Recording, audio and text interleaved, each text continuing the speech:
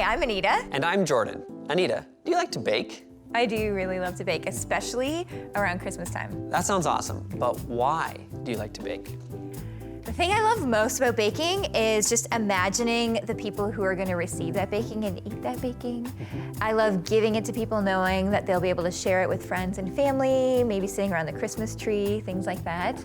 But I also really love the preparation process. I love setting a day aside to just make a bunch of different kinds of cookies and then set another day aside to paint and decorate those cookies. So I'll put little suits on the gingerbread men and put like sparkles and sprinkles on the Christmas trees. It's a lot of fun for me. That sounds really good. And I know they're really good because I've had them. And I know they look really pretty because I've had them. And you've got this plan. You've prepared, you're doing it, you execute it. And we often get better results when we plan and prepare and execute. It just works better that way. Did you know that God does a lot of planning for our lives that we're not even aware of? Yeah, and that is today's big idea, that God prepares the way. Let's watch this God story to learn a little bit more about that.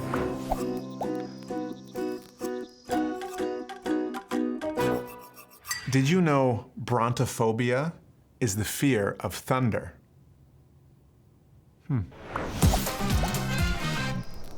Hi, it's Quincy. So good to see you again. Let me tell you a story. In our house, we're not super big on gifts and presents during special occasions like birthdays and Christmas and that kind of thing. What we do on my birthday is first thing in the morning, before I even get up, my wife is downstairs preparing my absolute favorite breakfast. And as I come down the stairs, I get so excited because I smell fried plantain, cooked sausage, bacon, fried dumplings, ackee, saltfish, and when I come down, it's the most beautiful spread of my favorite foods, and I love it.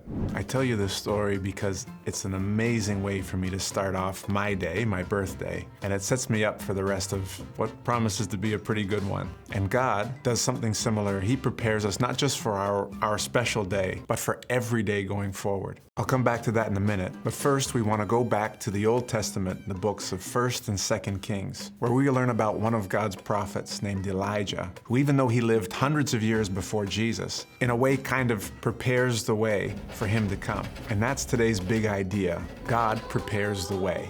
As I mentioned before, Elijah was a prophet of God. He listened to God and did what God asked him to do. At that time, there was an evil king named Ahab who worshiped a fake god named Baal. And God told Elijah to go to the king and tell him it would not rain for a very long time. By the time we hit 1 Kings 18, it hadn't rained for 3 whole years. And God said to Elijah, go to the king and speak to him. So Elijah did. He went to the king and issued him a challenge. And this is where things get good. Elijah said, tell all of Israel to come and meet me on Mount Carmel. And with Israel, bring all 450 prophets of this fake god Baal and meet me there. And this is where the challenge is going to take place. So King Ahab sent a message to all the land for everyone to gather at Mount Carmel. He was very desperate for the rain to come back. And let's read what happened next.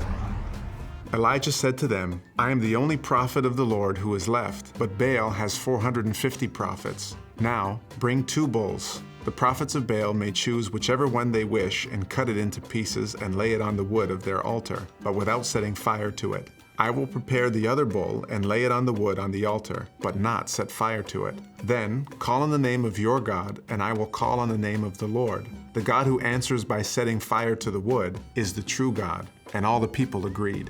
So the prophets of Baal did this. They got the bulls, they sacrificed them, they put them on the altar, and began to pray. Early in the morning they started, and prayed and prayed and prayed, all the way until noon, and nothing had happened. At this point, the prophet Elijah started to poke them and make fun of them a little bit. Oh, maybe your God can't hear you. Maybe you need to pray a little louder, or maybe he's gone to the washroom. Maybe he'll answer your prayers when he comes back. Hour after hour, the prophets of Baal kept on praying, and nothing happened. Then Elijah built the altar to his Lord. And not only did he put the sacrifice bull on the altar, but asked for water to be brought in and poured all over it. If you ever tried to start a fire with wet wood, it's not easy. So he not only did it once, but he asked again for them to pour more water.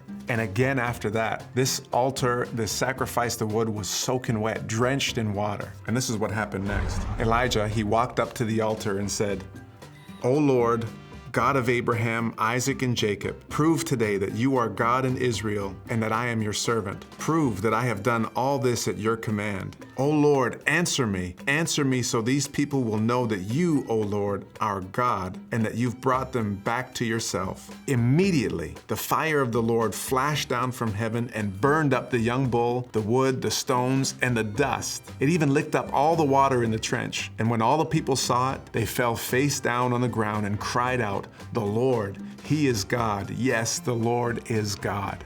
I love that Elijah prayed and God answered immediately. Now, I know that this doesn't always happen with us, but the stakes were really high here in this situation, where all of Israel was gathered and they needed to be reminded that their God was the true God. God had prepared all of this to show the worshipers of Baal that He, God, was the one true God. Then after this, God sent the rain, which was amazing. And there are plenty more examples and miracles through Elijah's life. One story we read later in 2 Kings where Elijah gets scooped up by fire and brought into heaven. He doesn't get burnt up or hurt, he just gets scooped up, which is incredible. Now, Elijah was a very unique individual who partnered with God really well because he did exactly what God had asked him to do. Over and over again, Elijah was there to show people that God was the true God and to also prepare the way for the coming rescuer.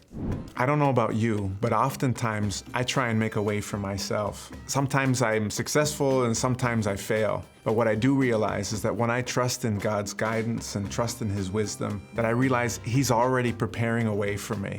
I need to take time and listen to Him. He's preparing a way, but sometimes I just need to be quiet enough to listen to His nudge or to His gentle whisper to know that He's already prepared a way for me. God is preparing a way for all of us right now in our own lives. We just have to pay close attention. Anyway, that's our story for today. Thanks for listening. We'll see you next time. Bye. Man, I can imagine a bonfire that can consume meat and wood, but when God's fire consumes stone and dust and water, that would have been mind-blowing. Absolutely. God made it pretty clear that He was preparing the way for Jesus. And we don't always know why things happen, but often when we look back, we can see how God was preparing a way for us. Yeah, I love hearing stories of when people blindly follow God, and then they can look back and see all the amazing places that God took them. Let's join Dan. He met up with Richard, and they had a really, really good time together. Watch this.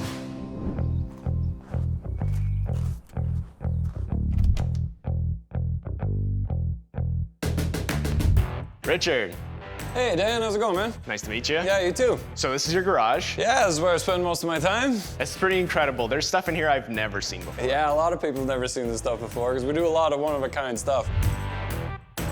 We'll take something like this engine, rebuild it, completely tear it down, put parts from other engines on it, and make it way better than it left factory. This is amazing. How did you learn to do this stuff? You know, there really is no instruction manual for this. There's a lot of make it up as you go along. It seems like there's a lot of trust involved in doing that. Like, where does that come from? So to be able to do what I'm doing, there's a lot of trust in myself and also in God that He's got something planned for me and He's gonna take care of me. Actually, let me show you what's going on in the shop. I'm actually a heavy equipment mechanic, but there's no heavy equipment in my shop right now. Yeah, this is not heavy equipment at all. So how did you get into muscle cars? Did you just get lucky or what? Luck didn't have anything to do with it. We bought this thing as a rust bucket, and I've got 1,400 hours into this car.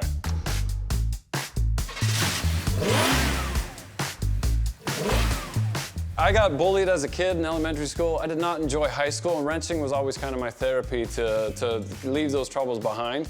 And it took a lot of different aspects coming together to make this happen. Actually, let me show you what I mean on this car. This is a car that we built for a YouTube Project Car Challenge. It's a 90s German car that we pulled out of a scrapyard. We put a brand new modern domestic engine in it. We've added turbos from a diesel engine that were never intended for this engine. And somehow we made them all work together to make this incredible fast car.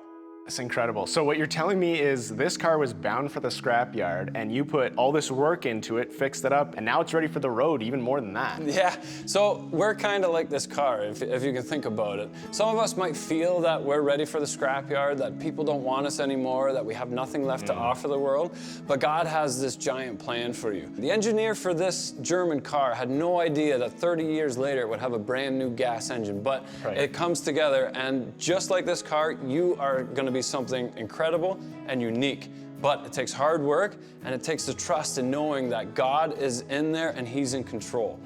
So trust in Him, and you are gonna do something incredible. Wow, that is such a powerful example of the way that God has a plan for all our lives.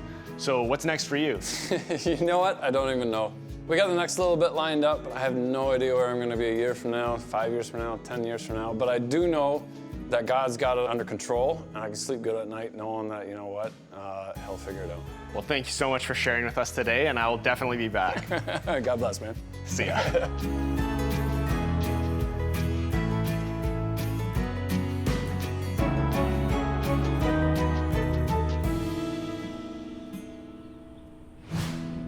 Richard was spot on when he says that we can trust God in all circumstances, whether good or bad, and that we can trust God to use those to help us grow. He knows that when we focus on God, He can bring us through all circumstances. And when we're trusting Him in that journey, we can often end up in places that we never thought possible. I know. God has a plan for each and every person on earth, and that makes Him super cool. Absolutely. Trust God. Ask Him what His plan for your life is and how you can be fully invested and fully active in that plan. Let's break into our small groups now and see what that will look like in our own lives.